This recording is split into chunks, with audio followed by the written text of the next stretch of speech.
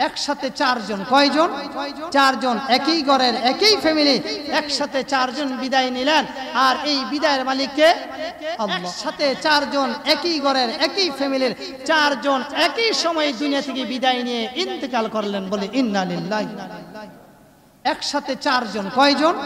চারজন, একই ঘরের একই ফ্যামিলি, একসাথে চারজন বিদায় নিলেন। আর এই বিদায়ের মালিককে আল্লাহ। গত কয়েকদিন আগে ফেসবুকের মধ্যে এই খবরটা আসছে, যে খবরের মধ্যে আসছে যে একই ঘরের মধ্যে দুই সন্তান, ছেলে মেয়ে, এরকম ভাবে মা বাবা তারা সবাই আছে।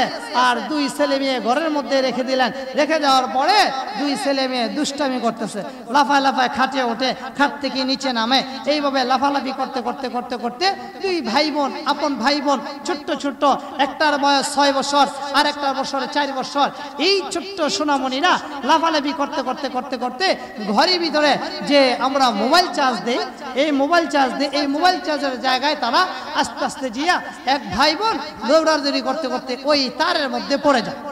যখন তারের মধ্যে পড়ে যাওয়ার পরে তারগুলো নরমাল ছিল, তারটা ছিঁড়ে তাদের শরীরে এরকম ভাবে কারেন্টে শর্ট করে, তাদের শরীরে কারেন্টে শর্ট করে। আপন ভাই বোন, একটার বয়স 6 বছর আর একটার বয়স 4 বছর। কয় বছর?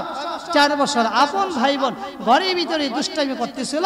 দুষ্টামি করতে করতে যেখানে আমরা মোবাইল চার্জ দেই, এই মোবাইল চার্জের ওইখানে যাইয়া এরকম ভাবে হাত লেগে যায়।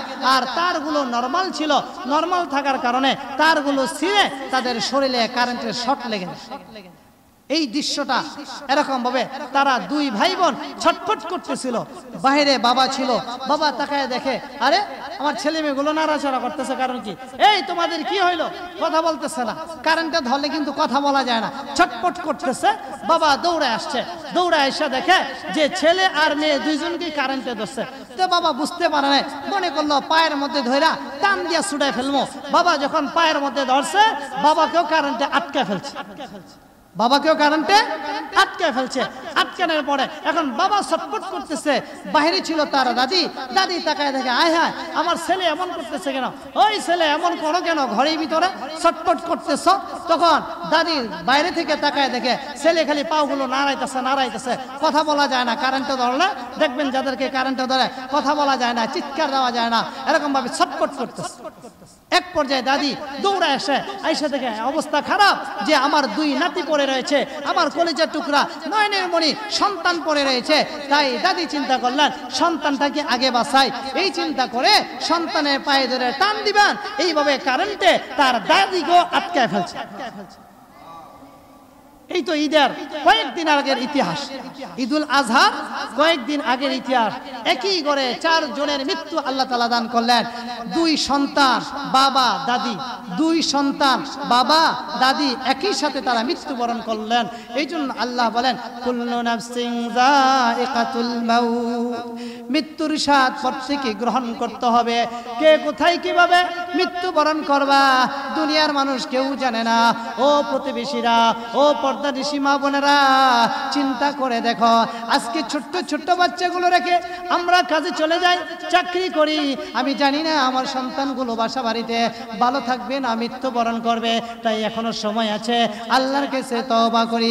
আল্লাহ তাআলা বলেন তুবু ইলাল্লাহি তাওবাতুন নাসুহা, তুমি যদি খাঁটি তওবা করো আমি আল্লাহ রাব্বুল আলামিন ক্ষমা করে দিব, আমি আল্লাহ রাব্বুল আলামিন মাফ করে দিব।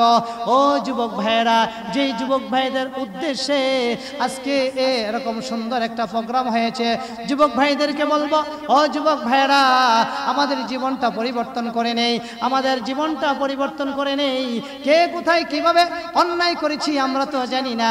আজকে ছোট্ট একটা ইতিহাস থেকে আমরা শিক্ষা গ্রহণ করি। আল্লাহ ইচ্ছা করলে এক ঘরের ভিতরেই সবাইকে মৃত্যু দিতে পারে, ঠিক কিনা বলেন? ছোট্ট একটা ইতিহাস আপনাদের সামনে পেশ করলাম। একসাথে 4 জনের মৃত্যু, একই ফ্যামিলির 4 জনের মৃত্যু, যে একই মায়ের 2 সন্তান বাবা দাদি একসাথে মৃত্যুবরণ করলেন। এরকম ভাবে কারেন্টের বিদ্যুতের শর্টের কারণে আল্লাহ রাব্বুল আলামিন কাকে কোথায় কিভাবে মৃত্যু দেয় দুনিয়ার কেউ জানে না। এই জন্য আমি বলবো যারা চেয়ারের মধ্যে বসেন ওই চেয়ারওয়ালা মানুষেরা একটু সমাজের মানুষের শুকরিয়া আদায় করেন, জনগণের শুকরিয়া আদায় করেন। যেই জনগণের দোয়ায়, যেই জনগণের চেষ্টায়, যেই জনগণের পেরেশানি, যেই জনগণের মেহনতে আপনি চেয়ারে বসার সুযোগ পাইছেন, ওই জনগণের সাথে আর ছলনা করবেন না, ওই জনগণের সাথে আর বাটপারি করবেন না, ওই জনগণের সাথে আর প্রতারণা করবেন না। যেই যেই ওয়াদাগুলো দিয়ে চেয়ারের মধ্যে বসেছেন ওই ওয়াদাগুলো যদি পূরণ করেন তাহলে আল্লাহর যেই ঘোষণা লা ইন শাকারতুম লা আযীদান্নাকুম ওয়া লা ইন কাফারতুম ইন্না আযাবি লাশাদীদ। যেই ব্যক্তি নিয়ামত পাইয়া নিয়ামতের শুকরিয়া আদায় করবে আমি আল্লাহ রাব্বুল আলামিন তার নিয়ামত বাড়াইয়া দিব। আপনার আশা ছিল চেয়ারে বসার, এলাকার মানুষ আপনার জন্য দোয়া করে মহব্বত করে চেয়ারে বসার ব্যবস্থা করে দিয়েছে, তাই আপনার উচিত হলো এলাকার মানুষের শুকরিয়া আদায় করা। এই জন্য বলবো যে সমস্ত ভাইরা চেয়ারের মধ্যে বসেছেন আল্লাহ তাআলা যাদেরকে চেয়ারম্যান এমপি মন্ত্রী হওয়ার তৌফিক দান করেছেন মনে করবেন এলাকার মানুষের শুকরিয়া আদায় করতে হবে, জনগণের শুকরিয়া আদায় করতে হবে। আল্লাহ রাসূল বলেন মাল্লাম ইয়াশকুরিন নাস লাম ইয়াশকুরিল্লাহ, যেই বান্দা বান্দি মানুষের শুকরিয়া আদায় করে না